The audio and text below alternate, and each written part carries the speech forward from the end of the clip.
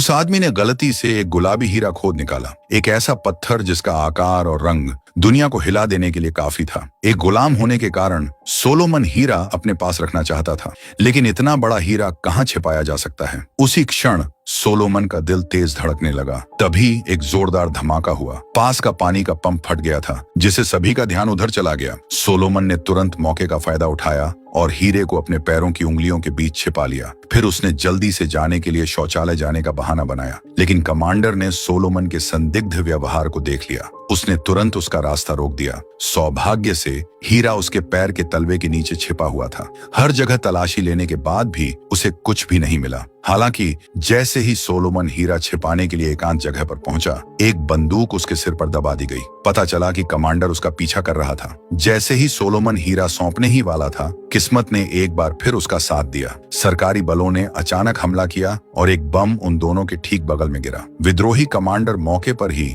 गंभीर रूप से घायल हो गया, जबकि सोलोमन एक सूखे पेड़ के पास गया और हीरे को वहीं दफना दिया। सरकारी बलों द्वारा उसे तुरंत पकड़ लिया गया, लेकिन जेल पहुंचने पर सोलोमन का सामना उसी विद्रोही कमांडर से हुआ। पता चला कि वह मरा नहीं था। उसने सोलोमन को तुरंत पहचान लिया और सबके सामने कहने लगा, इस बदमाश के पास एक बेशकीमती गुलाबी हीरा है। जो भी इसे ढूंढ लेगा, उसे मेरी तरफ से एक बड़ा इनाम दिया जाएगा। सब लोग सोलोमन को लालच भरी नजरों से देखने लगे। खुद को बेगुनाही साबित करने के लिए अपने सारे कपड़े भी उतार दिए। हालांकि इस तरीके से बाकी सब लोग तो काबू में आ गए, लेकिन डैनी को धोखा नहीं दे सकता। डैनी एक गोरा आदमी था जो अफ्रीका में पैदा हुआ था, जो एक बेईमान काला बाजारी हीरा तस्कर था। जहां कहीं भी हीरे होते वह वहां पहुंच जाता था। ये एक खतरनाक पेशा था। एक छोटी सी चूक और जान जा सकती थी, लेकिन अपने अनुभव के साथ डैनी ने अपनी चालाकी को निखारा था। वह न केवल डकैतियों को पहचान और रोक सकता था, बल्कि तस्करी का सामान भी सफलतापूर्वक उतार सकता था। उस दिन डैनी ने एक बार फिर आसानी से हीरों का एक जत्था हासिल कर लिया था। इन हीरों को बेचने के लिए एक पड़ोसी देश ले जाने के लिए उसने खुद को एक रिपोर्टर का वेश धारण किया और हीरे एक भेड़ की खाल के नीचे सिल दिए गए थे। लेकिन उसे उम्मीद नहीं थी कि जो कभी असफल नहीं हुआ था, वो इस बार ठोकर खा जाएगा। ये देखते हुए कि वह मौके पर ही पकड़ा जाने वाला है, डैनी के पास अपने बॉस कटसी को बुलाने के अलावा कोई विकल्प नहीं था। अफ्रीका की सबसे बड़ी भाड़े की सेना के प्रमुख के रूप में कटसी पूरे क्षेत्र में प्रसिद्ध था, लेकिन विपक्ष ने न केवल उसका अनादर किया, बल्कि डैनी को सीधे जेल में डाल दिया। लेकिन इसी वजह से डैनी को यह पता चलने का सौभाग्य मिला कि सोलोमन के पास एक गुलाबी हीरा है। इसलिए अपने साथी द्वारा जमानत मिलने के बाद उसने तुरंत साथी को कहा कि सोलोमन को हर कीमत पर जेल से बाहर निकालें, क्योंकि हीरे के व्यापार में अपने कई वर्षों के अनुभव के साथ डैनी उस गुलाबी हीरे का मूल्य सोलोमन से कहीं बेहतर समझता था। एक बार जब वो हीरा उसके हाथ लग गया, तो वह न केवल आर्थिक आजादी हासिल कर सकता था, बल्कि नियंत्रण से बचकर हमेशा के लिए अफ्रीका भी छोड़ सकता था। इसके बाद डैनी होटल लौट आया। उसने खंजर से अपना एक दांत निकाला, जिसके अंदर एक हीरा छिपा हुआ था। उधर उसके साथी ने सोलोमन को जेल से छुड़ाया और जाने से पहले उसे कुछ पैसे दिए, ताकि उसे बेसहारा होने के कारण दोबारा जेल न जाना पड़े। सोलोमन पूरी तरह से उदास था, क्योंकि उस समय वह पूरी तरह से अपने परिवार को ढूंढने में लगा हुआ था। पता चला कि इससे पहले सोलोमन एक साधारण मछुआरा था, जो अपनी पत्नी और 3 बच्चों के साथ रह रहा था।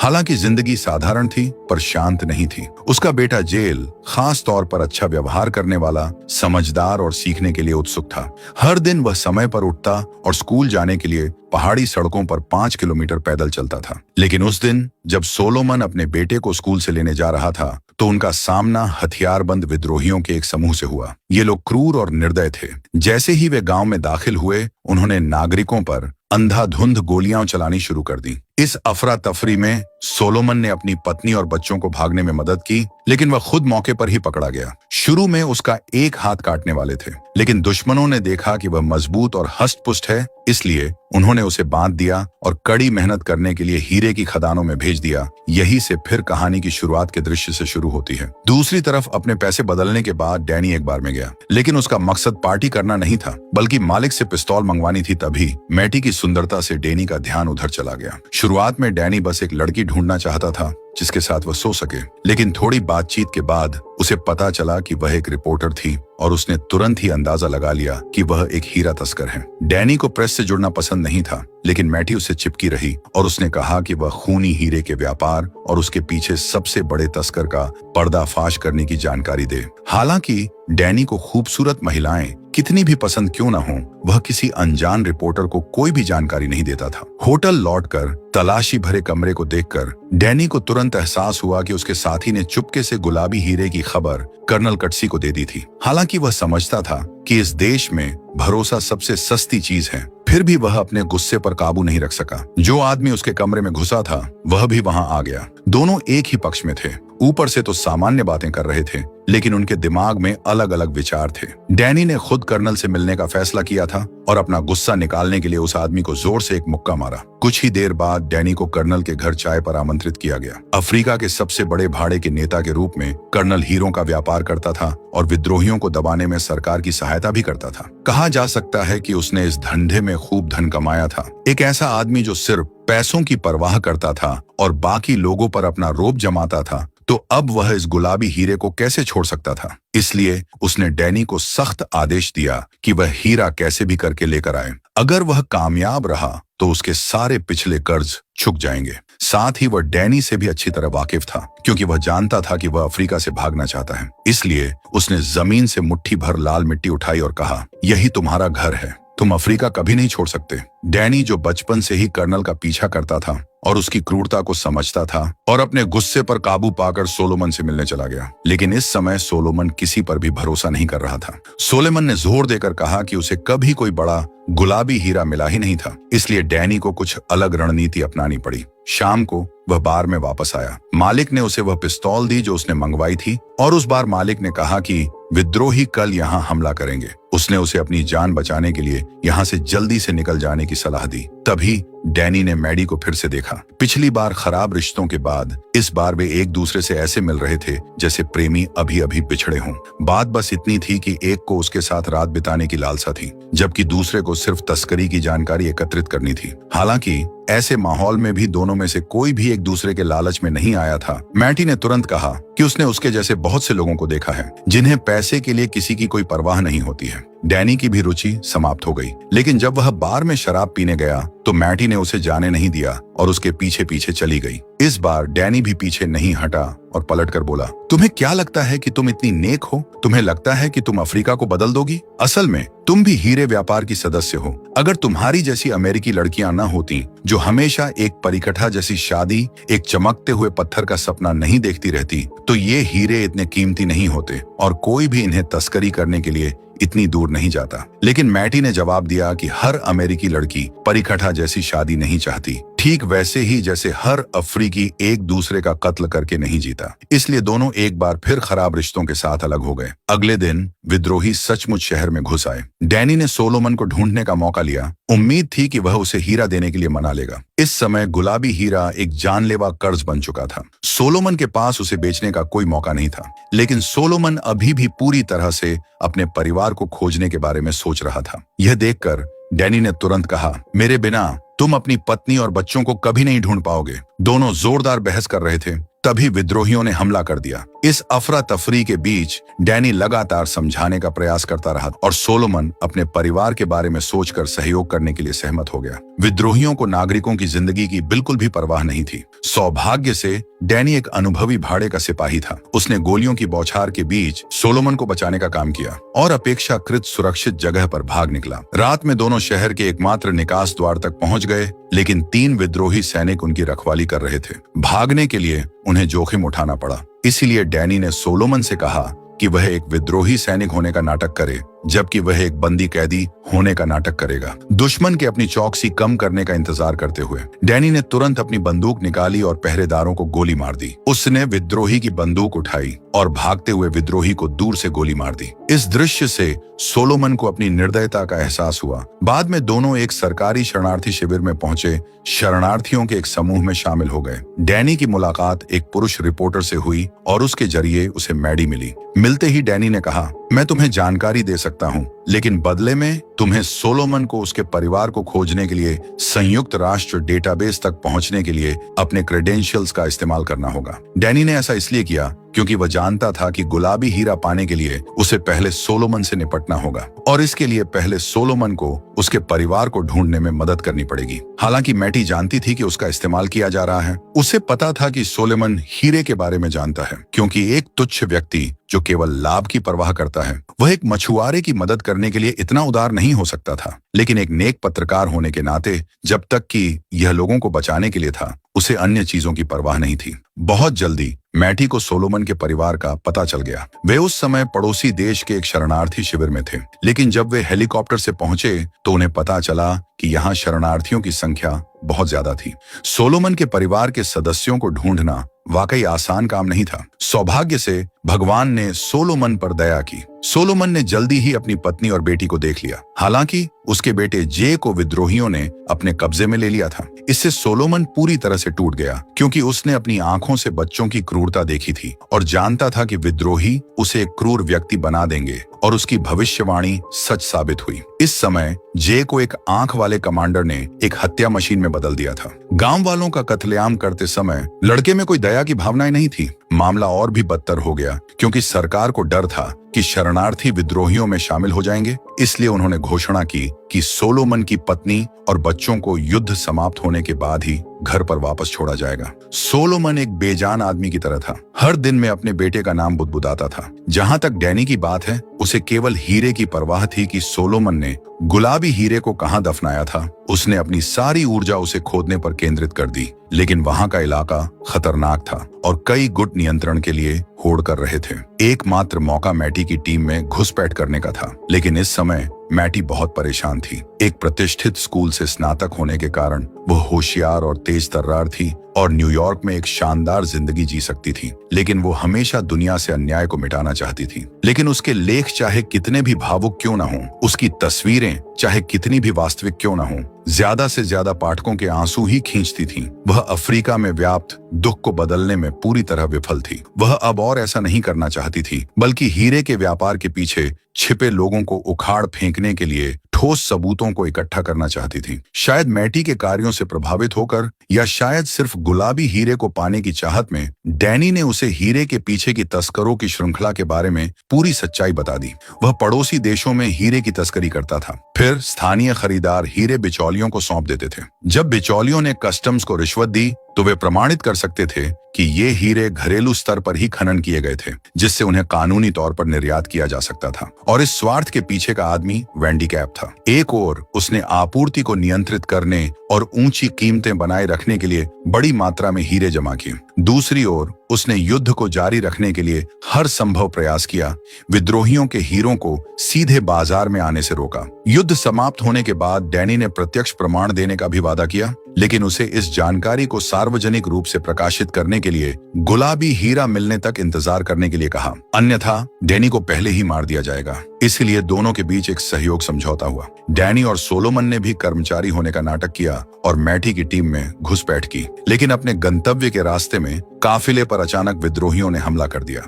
इस संकट में सोलोमन ने एक बच्चे को बचाया, लेकिन क्योंकि बस में ज्यादा जगह नहीं थी, इसलिए उनमें से कुछ लोग केवल एक दूसरे छोटे ट्रक में ही चढ़ सके। बस में सवार सभी लोग विद्रोहियों द्वारा मार दिए गए। हालांकि उन्होंने ट्रक को जंगल में भागने का मौका उठाया, लेकिन जैसे ही वे खतरे से बच निकले, उनका सामना स्थानीय गोरिल्लाओं से हो गया। सौभाग्य से इन लोगों को अंधाधुंध हत्या करने की आदत नहीं थी। कुछ इशारों और मैटी की फोटोग्राफी के बाद उन्होंने न केवल जल्दी से अपनी सतर्कता कम कर दी, बल्कि तीनों को एक छिपने की जगह पर भी ले गए। युद्धग्रस्त अफ्रीका की तुलना में यह जगह सचमुच धरती पर एक स्वर्ग थी। यहाँ के सभी बच्चे पहले पकड़े गए बाल सैनिक थे, लेकिन सावधानी पूर्वक शिक्षा और प्यार से वे अपनी सहज मासूमियत और बेफिक्री में लौट आए थे। यह सब जागीर के मालिक की बदौलत था। उनका हमेशा से मानना था कि लोगों को अच्छे और बुरे में कोई खास फर्क नहीं पड़ता, कि सबसे खलनायक भी शिक्षा से एक पल में जीवन को और अधिक सार्थक बना सकते हैं। डैनी ने ये बातें सुनी और इस बारे में विचार किया। शाम को उसने बच्चों का गाना सुना,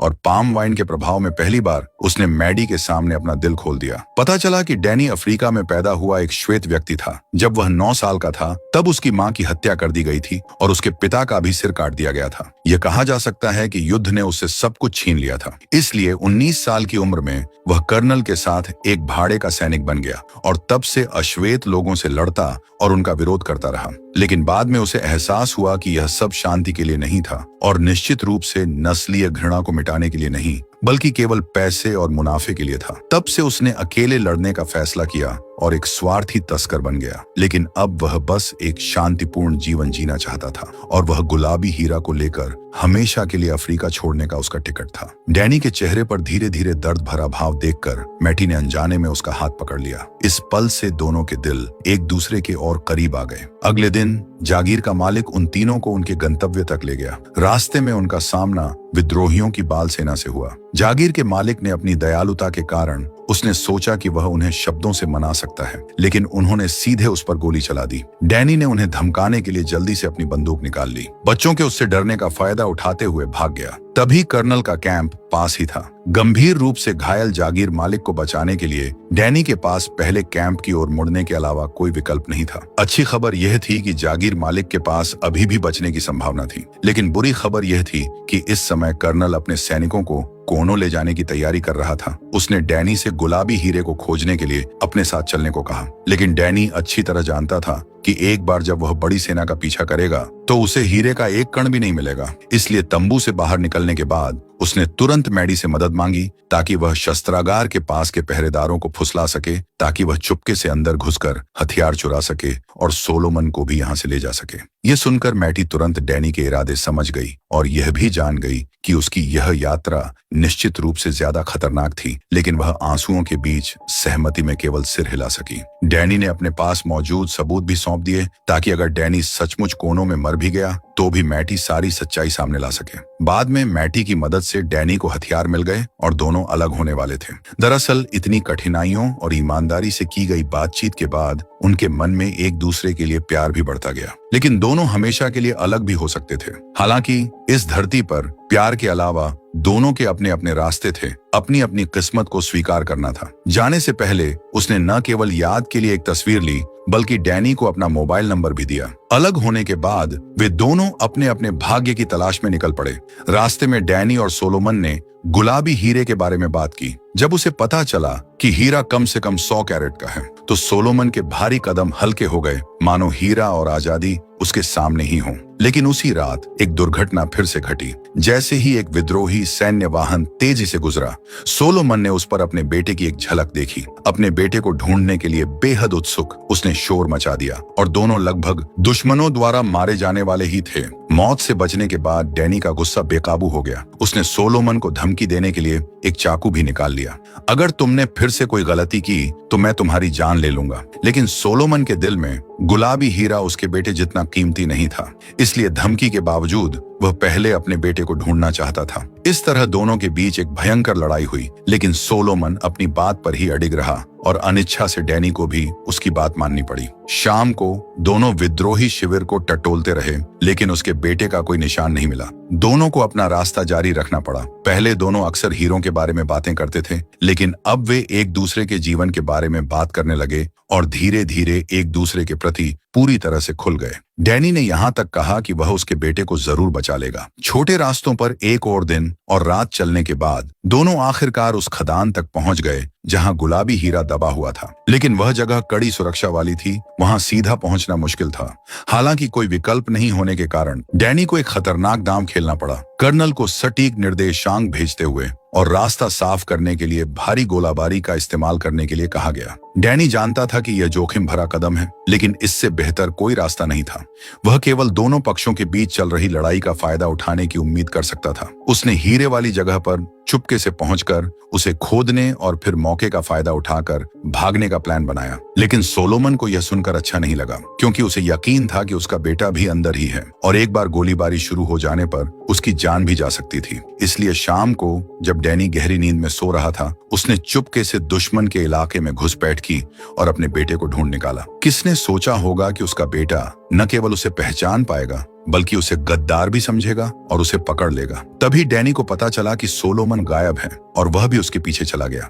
लेकिन इस स्थिति का सामना करते हुए वह केवल एक मौके का इंतजार कर सकता था। अगली सुबह घायल विद्रोही कमांडर प्रकट हुआ। सोलोमन को देखकर वह बहुत खुश हुआ और उसने उसे गुलाबी हीरा सौंपने की धमकी दी। कमांडर को इस हीरे की चाहत इसलिए थी क्योंकि वह भी डैनी की तरह इस पैसे का इस्तेमाल करके इस धरती के नर्क से बच के दूर जाना चाहता था। खतरे का सामना करते हुए सोलोमन आत्मसमर्पण करने ही वाला था, जबकि डैनी परछाई में छिपी ऐसी बेचैनी में था मानो आग लगी हो। वह डर रहा था कि गुलाबी हीरा उससे अब हमेशा के लिए छीन लिया जाएगा। तभी कर्नल का हेलीकॉप्टर वहां प्रकट हुआ। गोलियों और बमों की बौछार में विद्रोही तुरंत बिखर गए। हालांकि स्थिति खतरनाक थी, डैनी का मन बहुत साफ था। वह जानता था कि उसके बेटे को बचाना होगा, क्योंकि सोलोमन से यह पता लगवाने का यही एकमात्र तरीका था कि गुलाबी हीरा कहाँ छिपा है। इसीलिए अपनी जान को खतरा होने के बावजूद उसने उसके बेटे को बचा लिया और दूसरी तरफ सोलोमन को आखिरकार बदला लेने का मौका मिल गया। उसने सीधे लोहे की छड़ से एक आंख वाले कमांडर का सिर फोड़ दिया। पूरी तरह से विद्रोहियों का जल्दी से सफाया हो गया।